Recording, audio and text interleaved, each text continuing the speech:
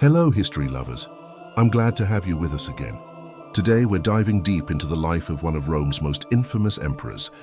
Was he a misunderstood artist, a victim of circumstance, or truly the monster who fiddled while Rome burned?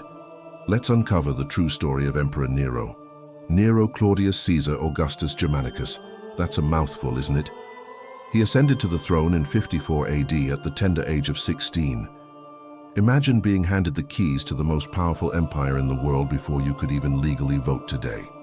In the beginning, things actually looked promising.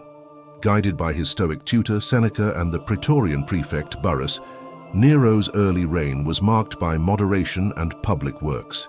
He lowered taxes, provided aid to cities hit by disaster, and even banned capital punishment in the Senate. This period was so well regarded that it was called the Quinquennium Neronis, or the 5 good years of Nero. It seemed like a golden age was dawning. But as with many tales of absolute power, this bright beginning would soon be overshadowed by darkness. The first cracks in Nero's golden facade began to show, and they started right at home.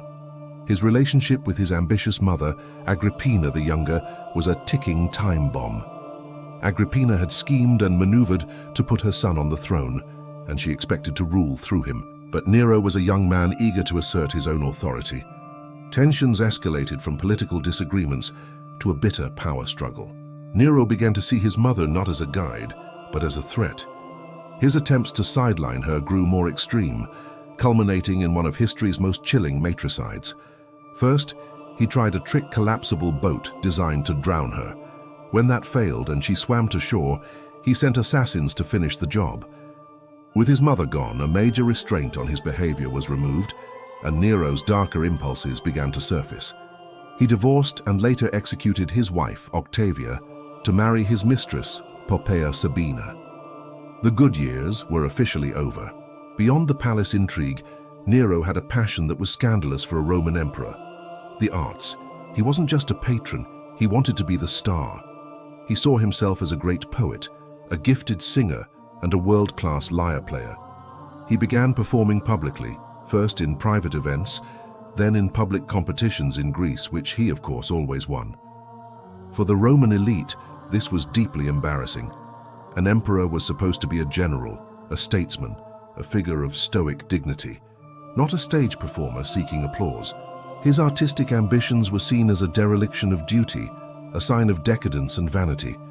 But Nero didn't care. He craved the adoration of the crowd, a love he felt he couldn't get from the stuffy, judgmental Senate. This growing disconnect between the emperor and the ruling class would have dire consequences.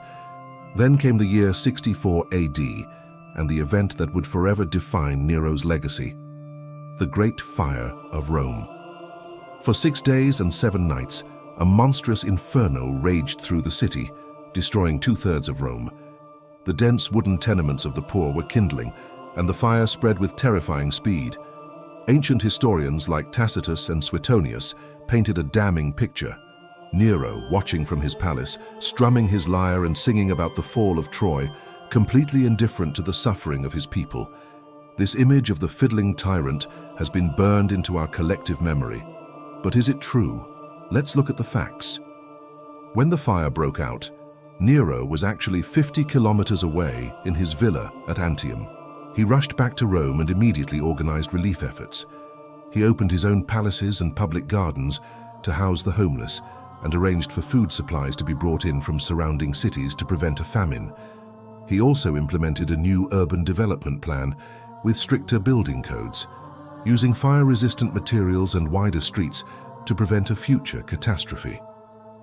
These are not the actions of a man who delighted in his city's destruction. The story of him fiddling is likely a smear campaign, propaganda created by his political enemies to paint him as an unhinged monster. The fiddle itself didn't even exist yet. He would have played a lyre. The legend was just too good a story to let the facts get in the way. So if Nero didn't start the fire, why did the rumor stick? Because what he did next was a public relations disaster. On the vast tract of land cleared by the fire, Nero decided to build his masterpiece, the Domus Aurea, or the Golden House. This wasn't just a palace, it was an extravagant complex of villas, gardens, and even an artificial lake, all covered in gold leaf and precious stones. At its entrance stood a colossal 100-foot-tall bronze statue of himself. To the suffering people of Rome who had lost everything, this looked like the ultimate act of self-indulgence. It seemed like he had burned their homes just to build his own pleasure park. The public outcry was immense. Facing a furious populace and a suspicious Senate, Nero needed a scapegoat, and he found one in a small, misunderstood religious sect, the Christians. They were already viewed with suspicion by the Romans for their atheism, their refusal to worship the Roman gods, and their secretive meetings. Nero accused them of starting the fire, unleashing the first major state-sponsored persecution against Christians. According to the historian Tacitus, the punishments were horrific. Christians were subjected to brutal and sadistic public executions. They were crucified, used as human torches to light Nero's gardens at night, and subjected to other unspeakable cruelties. While this deflected blame in the short term, it cemented his reputation for cruelty for centuries to come. Nero's reign continued its downward spiral. His extravagant spending on the Domus Aurea and his artistic tours drained the Roman treasury. To refill his coffers, he increased taxes and seized property from wealthy senators, creating powerful enemies. Conspiracies against him grew. The most famous, the Pisonian conspiracy of 65 AD, involved senators, equestrians, and even his old tutor, Seneca. When the plot was discovered, Nero's paranoia exploded. He unleashed a wave of forced suicides and executions, eliminating anyone he suspected of disloyalty. Seneca himself was ordered to take his own life. The trust between Nero and the Roman elite was completely shattered. The final act of Nero's tragedy began in 68 AD.